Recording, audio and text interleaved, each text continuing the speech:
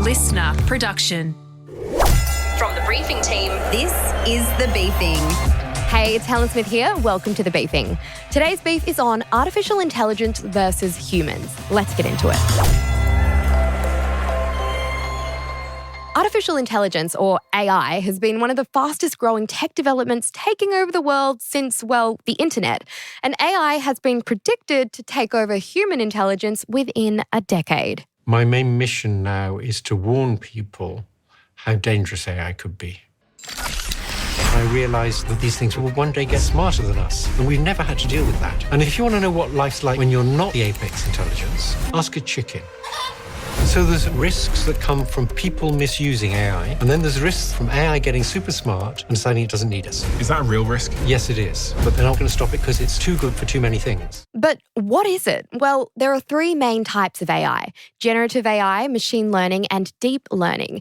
In the simplest sense, AI is defined as a system's ability to correctly interpret external data, so text, images, or audio, for example, and then learn from that data to then achieve specific goals and tasks. A great example of generative AI is OpenAI's ChatGPT, which uses existing data out there on the web to respond to us. So essentially, AI learns by training off pre-existing content often made by humans. We are the ones teaching AI, hence feeding the feud. And we use AI every single day, whether we realize it or not, with things like Siri or Google Translate, for example. And it's used in so many fields and professions, which has resulted in people losing their jobs to AI. But we'll get into that a little later. In this briefing, we're going to focus on the feud between generative AI and humans. And an AI tool used by millions of people are chatbots, like OpenAI's ChatGPT, which I mentioned earlier. It is generative AI that uses deep learning and is based on the machine learning model called the large language model. It sounds kind of complicated, and it kind of is, but here's a side note, fun freaky fact. OpenAI was founded with the aim of building artificial general intelligence, so AGI, which it describes as AI systems that are generally smarter than humans. So humans are purposely creating tech that's smarter than all of us, but we'll get into some of the dangers of AI a little later on. But who are these humans who made AI? Well, you might think of Mark Zuckerberg or Elon Musk, for example. Mark my words, AI is far more dangerous than nukes. I think the danger of AI is much greater than the danger of nuclear warheads, by a lot. There will come a point where no job is needed. You can have a job if you want to have a job, for sort of personal satisfaction, but the AI will be able to do everything. So I don't know if that makes people comfortable or uncomfortable. But in reality, there is no one single creator of AI. However, the birthplace of artificial intelligence was in 1956 at a US summer camp, the Dartmouth Summer Research Project on Artificial Intelligence. It was the brainchild of 4 American computer scientists who decided to invite around 50 of some of the best minds in computer science, mathematics, and cognitive psychology at the time, with the goal to make intelligent machines. So can this small group of scientists be to blame for creating the feud between AI and humans? Well, partly. The 4 big players in 2025 include Meta, Microsoft, Amazon, and Alphabet, Google's parent. And they have collectively spent more than $155 billion on AI in 2025. And it's set to be even more in the coming year, with the Wall Street Journal predicting they could spend more than $400 billion on AI. And we'll get into the many reasons why some of the big players in the development of AI have left altogether. Firstly, though, some of the biggest beefs AI is creating with humans is, well, what it's being used for, like in the arts, for example.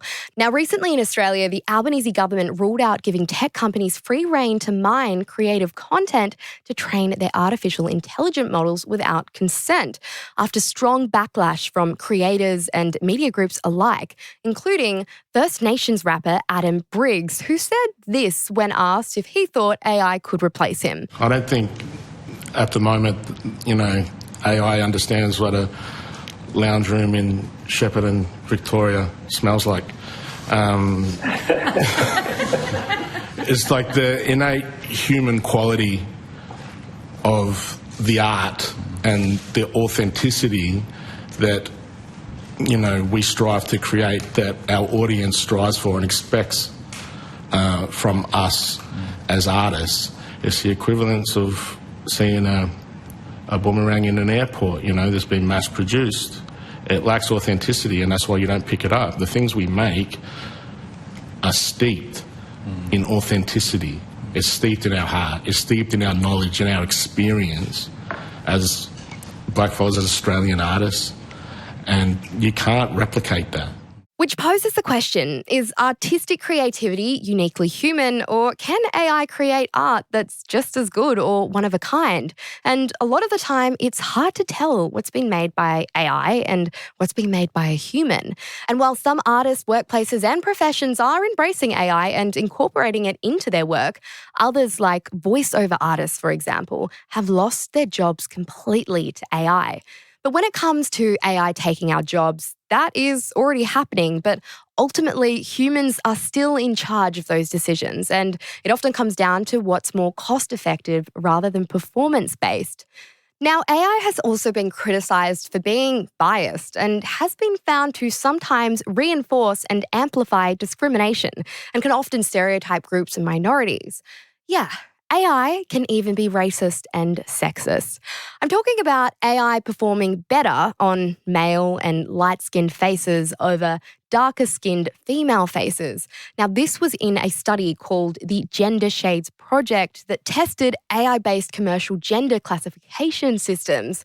And if you think that's bad, AI can also have hallucinations or just make things up, with computer scientists explaining it as when an algorithmic system generates information that seems like it makes sense but is actually completely wrong or misleading. Now, as for the dangers of AI, well, lots of the leading AI experts who have developed amazing AI tools have actually started to leave the industry, with many citing safety concerns over the rapid development of AI with little regulation, including a former safety researcher at OpenAI, Stephen Adler, who said the technology was developing so quickly that it raised doubts about the future of humanity, posting to X that he was pretty terrified by the pace of AI development these days. And Nobel Prize winner Geoffrey Hinton, who's been dubbed the godfather of AI and was awarded his Nobel Prize in physics for his work in AI, has also said that there was a 10 to 20% chance of AI wiping out humanity over the next 3 decades. 3 decades. And he fears that powerful AI systems could even evade human control with potentially catastrophic consequences. Having this to say in a Diary of a CEO interview. The idea that you have to now worry about it getting smarter than people, that seems silly then. When did that change? It changed for the general population when ChatGPT came out. It changed for me when I realized that the kinds of digital intelligences we're making have something that makes them far superior to the kind of biological intelligence we have. Now, remember that artificial general intelligence, or AGI, I mentioned earlier about the dangers of AI? Well, another feud has started. Some of the leading creators of AI, including 9 former OpenAI employees, experts in AI law and corporate governance, have put out an open letter called Not for Private Gain in April 2025. This letter is opposing the restructuring of OpenAI's development and deployment of AGI from a non-profit charity to a for-profit enterprise. Now, they put out this letter because they say that OpenAI has stated that their charitable purpose is to ensure that artificial general intelligence benefits all humanity, rather than advancing the private gain of any person, which kind of makes sense if that's really the goal.